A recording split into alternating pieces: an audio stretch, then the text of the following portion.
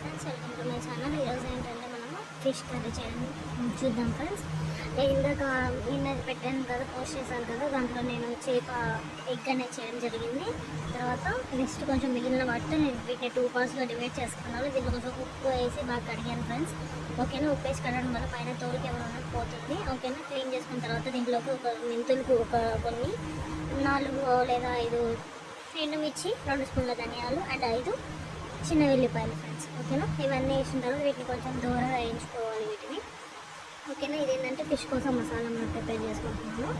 ఈ విధంగా వీటిని మిక్సీ పట్టుకున్నాక నాకు కొంచెం చిన్న బౌల్ అంత వచ్చింది ఫ్రెండ్స్. ఒక రెమ్మ కరివేపాకు, ఆనియన్స్ని కట్ చేసుకొని 4 పచ్చిమిర్చి పేస్ట్ చేసి పెట్టుకున్నాను.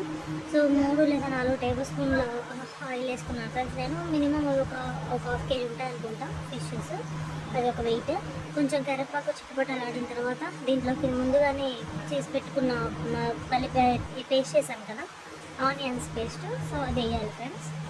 ఓకేనా, ఈ ఆనియన్స్ పేస్ట్ అనేది కొంచెం గోల్డెన్ కలర్ వచ్చిన తర్వాత కొంచెం 2 స్పూన్స్ లేదా 2 స్పూన్స్ అల్లం వెల్లుల్లి పేస్ట్ వేయాలి. ఇది కొంచెం బాగా అల్లం వెల్లుల్లి అనేది వాసన అంటే స్మెల్ పోయేంతసేపు కొంచెం ఫ్రై చేయండి, ఒక 2 మినిట్స్ అలా. చూసారు, ఈ విధంగా ఫ్రై చేసిన తర్వాత ఫ్రై చేయండి, బాగుంటుంది. ఒకసారి ట్రై చేసి చూడండి ఫ్రెండ్స్. వంట రాని వాళ్ళు కూడా చేయొచ్చు. 4 పచ్చిమిర్చి, ఒక 2 ఉల్లిగడ్డలు తీసుకున్నాను నేను. ఓకేనా, లేదా మీరు ఆనియన్స్ అన్న డైరెక్ట్ చేయొచ్చు. నేనైతే ఈ విధంగా చేస్తున్నాను.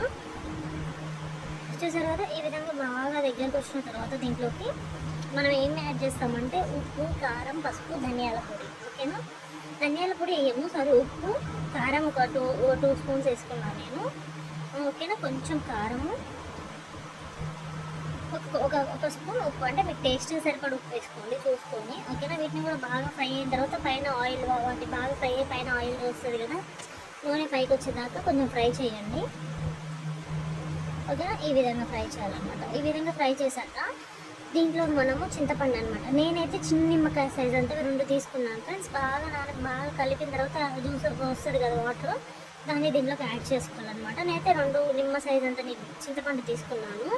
చేపలో ఏంటంటే ఉప్పు, కారం, పులుపు అనమాట. చింతపండు రసం పర్ఫెక్ట్గా ఉంటుంది, చేప కర్రీకి టేస్ట్ అనేది వస్తుంది ఫ్రెండ్స్. ఓకేనా, చూసారు కదా, ఈ విధంగా బాగా వేసిన తర్వాత నేను ఒక 2 అంటే నాకు మీకు సరిపడా వాటర్ పోసుకోండి. నేనైతే చూపించాను కదా ఇందాక, ఆ బౌల్స్తో నేను 2 బౌల్స్ వాటర్ పోసుకున్నాను. దీంట్లో ఇప్పుడు మనం ఉప్పు సరిపోయిందా లేదా చూసుకోవాలి. ఒకవేళ సరిపోకపోతే ఈ టైంలోనే మనం అడ్జస్ట్ చేసుకోవాలన్నమాట.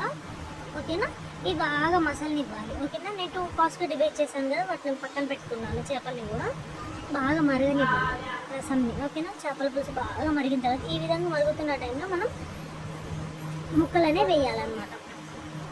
ఓకేనా, చూడండి, ఈ విధంగా ముక్కల్ని వేయాలి. ముక్కల్ని వేసి మూత పెట్టండి. నేను మిగిలిన వాటిని ఏంటంటే రేపు ఫ్రై చేస్తాను. సో ఫ్రై చేసుకుని పెట్టుకున్నాను ఫ్రెండ్స్ అవి కొన్ని. చూసారు కదా, ఈ విధంగా ముక్క ఉడికిందో లేదో చూసుకోండి ఈ విధంగా. ఓకేనా, మీకు వీలైతే ఒకవేళ ఎక్కువ లేదు, లోతు ఎక్కువ ఉంటే ఓకే, లోతు ఎక్కువ లేకపోతే ఒకవేళ టమ్ చేసుకోండి. యాక్చువల్గా అయితే చేపలు అనేది ఎక్కువ తిప్పకూడదు, తిప్పడం వల్ల ఏంటంటే ఇరిగిపోతుంది అనమాట ముక్క. ఓకేనా, ఇది కొంచెం బాగా ఉడికిన తర్వాత దీంట్లోకి నేను ముందుగా దంచి పెట్టుకున్న, మనం మిక్సీ పెట్టాం కదా ఇందాక, ధనియాల పొడి అన్నీ వాటిని మసాలాను కలపాలన్నమాట. మసాలాలో ఏముంది, ధనియాలు, మెంతులు అండ్ 4 ఎండుమిర్చి, 4 వెల్లిపాయలు. ఓకేనా, నాకు చాలా ఇష్టము ఫిష్ మసాలా వేయడం అంటే, సో అందుకోసం ఫిష్ మసాలా యాడ్ చేసుకున్నాను. ఇది మీ ఆప్షనల్ అండి, మీకు ఇష్టమైతే యాడ్ చేసుకోండి, లేకుంటే లేదు. నేనైతే యాడ్ చేసుకున్నాను, నాకైతే ఇష్టం అనమాట. కొంచెం ఫ్లేవర్ వస్తుంది, స్మెల్ వస్తుంది. సో అట్లా ఈ విధంగా ముక్క ఉడికిందా లేదో చూసుకోండి. ముక్క అనేది ఇంకా కొంచెం ఉడకలేదు, ఒక 2 మినిట్స్ అవుతే ఉడుకుతుంది. మళ్ళీ ఒక 2 మినిట్స్ తర్వాత చూద్దాం ఫ్రెండ్స్. ఓకేనా, చూడండి, ఈ విధంగా బాగా ఉడకనియండి. వాటి యొక్క ఏమంటారు, చారు యొక్క కన్సిస్టెన్సీ అనేది చాలా థిక్గా ఉండాలి, వాటర్ ఉండొద్దు. ఓకేనా ఫ్రెండ్స్, చూసారా, లాస్ట్లో కొంచెం కొత్తిమీర వేయండి. కొత్తిమీర వేసిన తర్వాత ఒక 5 మినిట్స్ ఉంచండి. చేప అనేది ఎప్పుడైనా కానీ చల్లారిన తర్వాత తింటే చాలా బాగుంటుంది.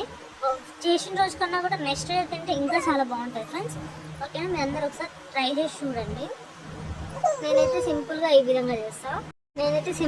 విధంగా చేస్తాను ఫ్రెండ్స్. ఓకేనా, ముక్క ఉడికిన తర్వాత 1 or 2 అవర్స్ అయినా లేదు, అది ముక్క మొత్తం చల్లారేదాకన్నా కూడా వెయిట్ చేసినాక తినండి, చాలా బాగుంటుంది. చూసారు కదా, నేను ఇప్పుడు రైస్లో చూపిస్తాను చూడండి, చాలా బాగుంటుంది. లైక్ చేయండి, షేర్ చేయండి, సబ్స్క్రైబ్ చేయండి. ఓకేనా ఫ్రెండ్స్? చూడండి ఎంత మంచిగా ఉందో. కంటెస్టెన్సీ అనేది అలా ఉండాలి.